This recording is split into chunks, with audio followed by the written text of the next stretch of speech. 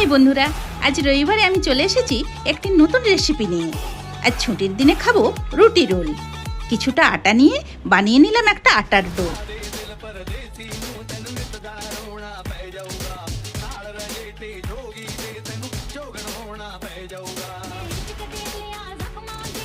তারপর সেটাকে নিয়ে কয়েকটা রুটি বানিয়ে নেব। ওহ, রুটিগুলোর আগে বাচ্চাদের মতো ফুলে গেল।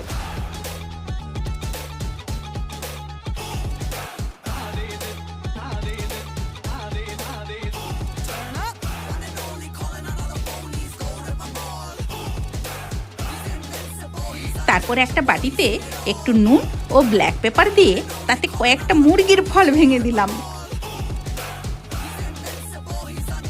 সেগুলোকে ভালো করে ফাটিয়ে কড়ার ছোট্ট ভাইকে জ্বলন্ত উনানে চাপিয়ে দিলাম। তাতে অল্প তেল দিয়ে দিলাম ফাটানো ডিম।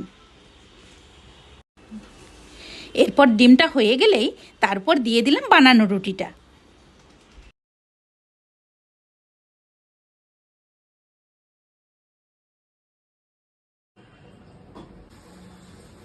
এর মধ্যে দিয়ে দিলাম শসা আর পেঁয়াজ কুচি, বাড়িতে বানানো পুদিনার চাটনি। ব্যাস হয়ে গেল এগ রোল।